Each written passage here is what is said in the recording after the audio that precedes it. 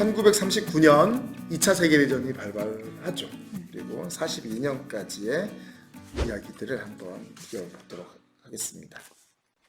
1930년대 말 그 사악하고 수치스럽고 파괴적이던 전쟁 전 시기, 코르차크를 짓누르던 마음의 동요와 우울은 독일의 침공과 동시에 해소되었다. 그는 번개처럼 행동을 개시했다. 마침내 무언가 할 일이 생긴 것이다. 이제 전쟁이 시작이 되었습니다. 이 책을 보면 우리가 앞부분에는 되게 많이 붙어 있어요. 이야기할 것들이 이런저런. 근데 정작 뒤에 어찌 보면은 또 가장 마지막이고 되게 중요한 이 삶은 별로 붙어 있는 게 없어요. 그냥 붙일 겨를이 없이 그냥 계속 읽고 네, 이러면서 이제 읽었는데 저는 이걸 보면서 그 나치의 그 2차 세계대전 당시 나치의 그런 횡포가 굉장히 심했죠. 그거를 다큐멘터리도 보고 뭐 영화도 보고 그랬는데 이걸 보면서 더 절절하게 느껴졌어요. 저는 이거 보면 이 책을 보면서 어떠셨어요? 이 지필한 베티진 이 사람이 이 독일에 가서 이 연구를 할 때 홀로코스트에 대한 참상을 그 현장에서 찾아볼 때 심연에 빠진 것 같다는 그런 표현을 앞에 적었더라고요. 네. 저도 앞에는 멋있는 말과 막 따라하고 싶은 네. 그 삶의 행적들에 대해서 끊임없이 포스트잇을 붙였는데 여기는 진짜 무엇을 붙일 새도 없이 네. 그냥 푹 빠져서 심연에 빠져가지고 네.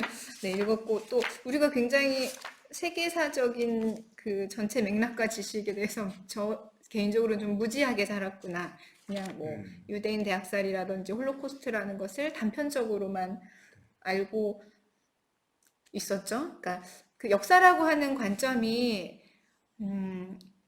배울 때 어떤 사건으로 연대로 배웠을 때 그런 커다란 거대한 것들이 아니라 계속 내가 읽어왔던 코르차기 만나는 삶의 장면에서 그 큰 전쟁을 만나게 되니까 진짜 현장에 가 있는 그런 내가 그 느낌이었어요. 현장 그 같이 다녀오셨나요? 그거를 경험하는 것처럼 맞아요. 저는 또 이 시기에 넷플릭스에서 제 2차 세계대전 다큐멘터리 10부작을 9부까지 보는데 9부가 딱 이 유태인 수용소 학살에 대한 내용이어서 이 책을 읽는 이 문자들이 마치 진짜로 영상처럼 떠오르고 또 그런 어떤 막 내 몸의 그런 고통이 느껴지면서 되게 깊게 다가왔던 부분이에요.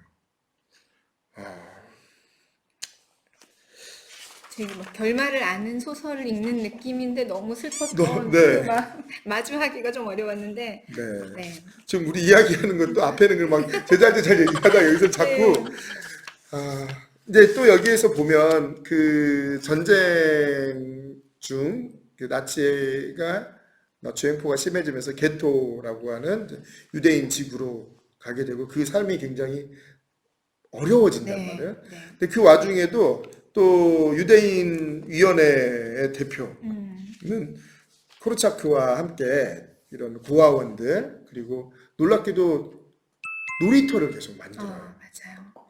그러니까 이 전쟁 중일지라도 아이들이 놀 수 있는 권리가 필요하다. 근데 그런 이야기들 그리고 코르차크는 본인의 그런 고아원도 운영하던 고아원도 있었지만 고아 1000명 정도가 하루에 10명에서 12명씩 죽어나가는 보호소를 맡아서 또 그것을 또 운영을 하는 이야기가 있습니다.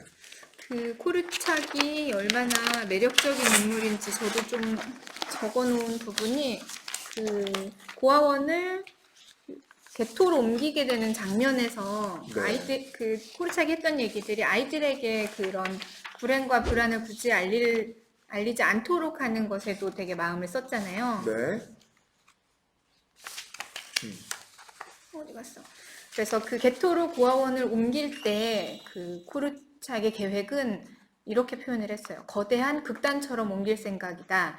이사행렬은 마치 공연을 홍보하는 것 같고 조명등과 그림, 친구, 새장, 온갖 동물 우리 따위를 아이들이 들고 행진하는 일종의 퍼레이드로 기획해서 해보겠다 뭐 이런 얘기들을 해요. 그리고 그 개토 안에도 밖에 있는 지인들이 뭐가 필요하냐고 물어봤을 때 식량이나 그런 일차적인 것들도 있지만 뭐 제라늄, 묘목, 피투니아 이런 것들을 달라고 꽃을 하잖아요. 달라고 그러니까 하죠. 예. 그 세계를 옮겨가면서 본인이 생각했던 모든 것을 계속 구축하려고 하는 그런 일관적인 것들, 네, 볼 수 있죠. 네. 자, 그렇게 들어가고 또 이제 죽음의 그림자가 더 다가오고 있습니다. 이제 막 이 개토 안에서도 이 나치들이 밤낮으로 총성이 울렸다. 그냥 막 죽이는 일들이 이제 많아지죠.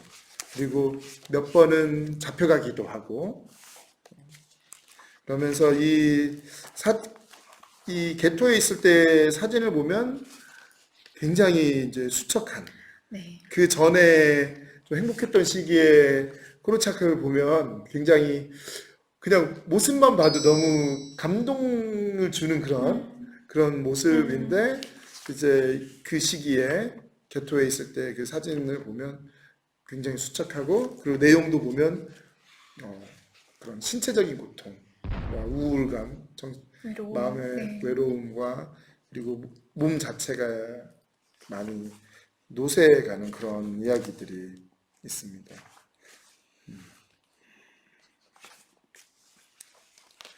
여기에 또 476쪽에 보면요.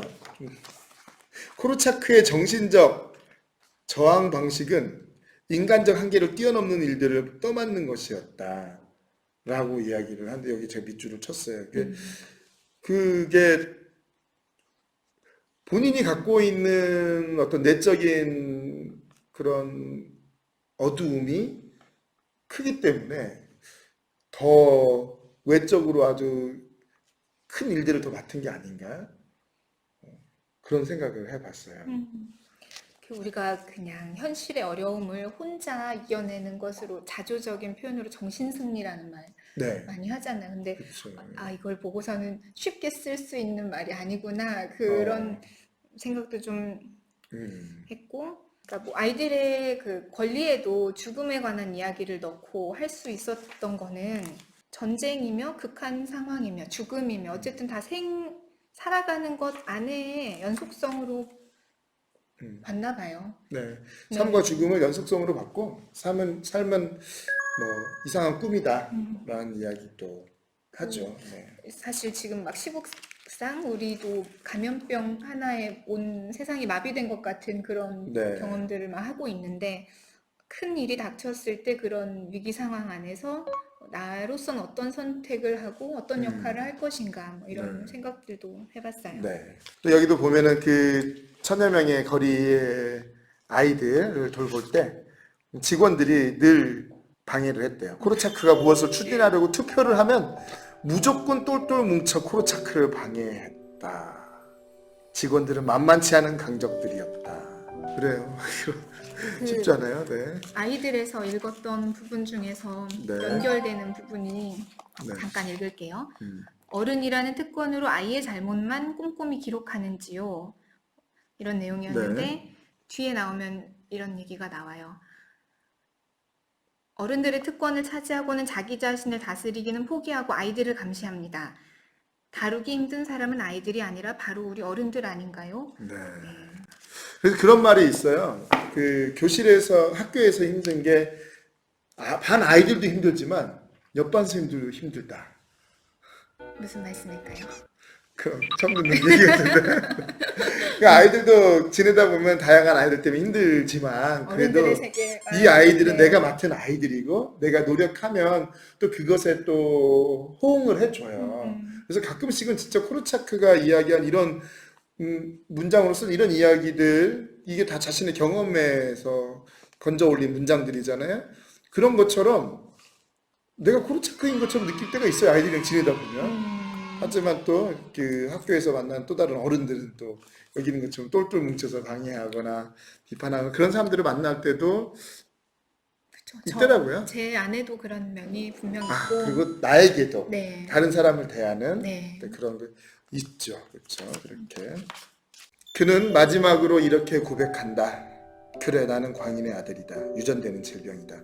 40년이 넘은 지금까지도 나는 그 생각으로 가끔 고통스럽다. 그러나 나는 내 독특한 면들을 너무 사랑하기에 누군가가 나를 내 의지에 반하는 방식으로 처리할 가능성이 두렵다.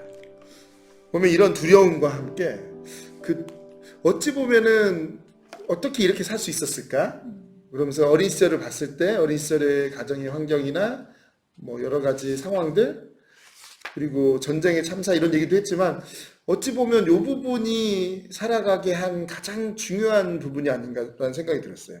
그러나 나는 내 독특한 면들을 너무 사랑하기에 자기 애가 있었기 때문에 그런 환경 속에서도 살게 되고 또 그런 자기 애가 그런 처참한 환경에서의 그 아이들에 대한 사랑으로 나아가게 되고 그것이 더 큰 인류애로 나아간 것이 아닌가 그런 생각이 들었어요.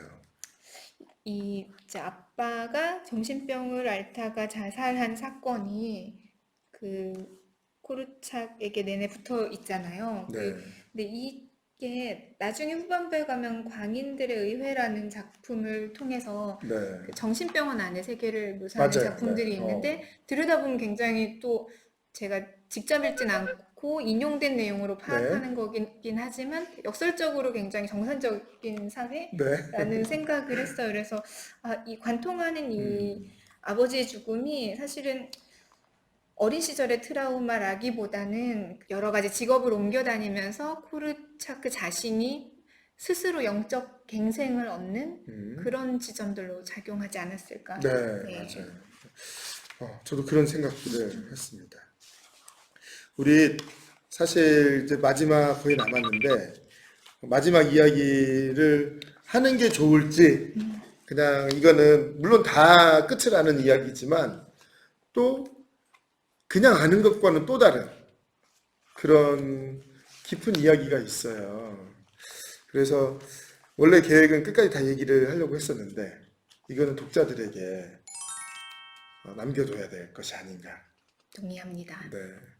저는 처음 시작하면서도 얘기를 했지만 아이를 만나는 사람 그리고 한때 아이였던 사람이라면 지금 만나야 될 사람이 있다. 그리고 코르차크를 만나기 전과 다르더라.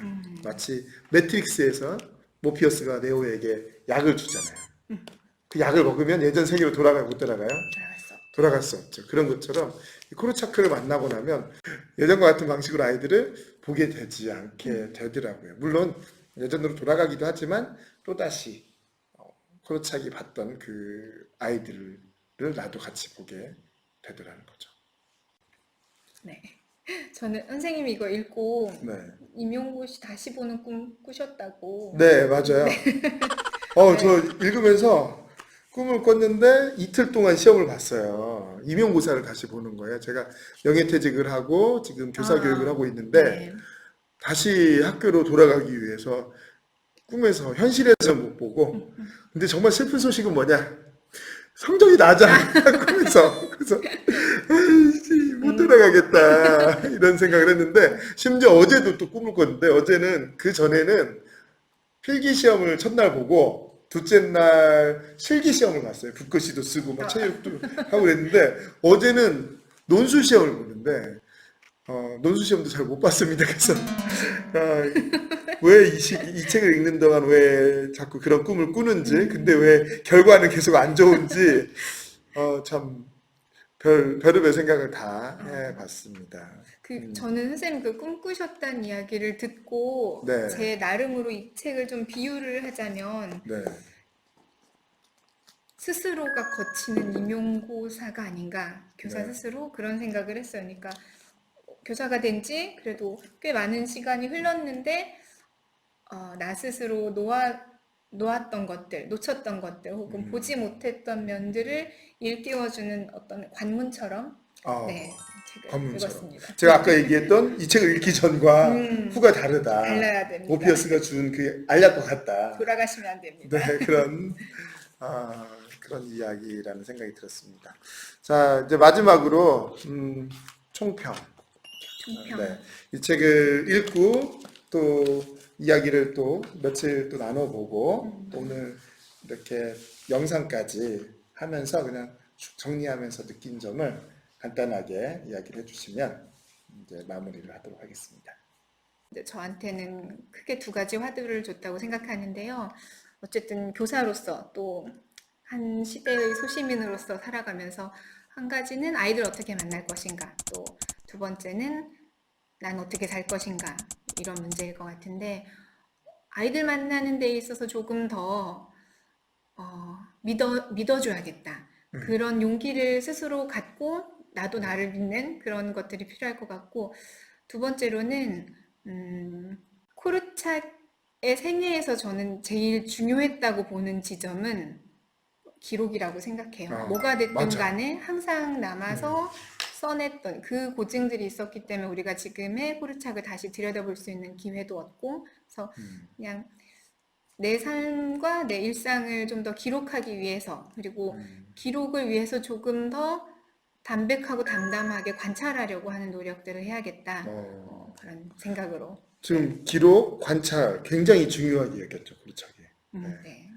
네, 저도 뭐 처음에 아이들 이야기했을 때도 그렇고 좀 보면은 좀 아이들하고의 관계에서의 나를 좀 본다면 저는 좀 요즘 상황이 교사를 퇴직을 하고 또 교사 교육에 전념을 하는 그런 나의 길을 가는 좀 그런 상황이다 보니까 그 교사일 때는 좀 아이들 얘기에 더 많이 와닿았는데 저는 한 사람이 어떤 이상을 향해서 또 현실에 적응하면서 현실 속에서 이상을 이루어가는 과정에서의 선택에서 어떤 마음가짐으로 살아갈 것인가 그런 쪽으로 더 많이 와닿았다고 생각을 합니다.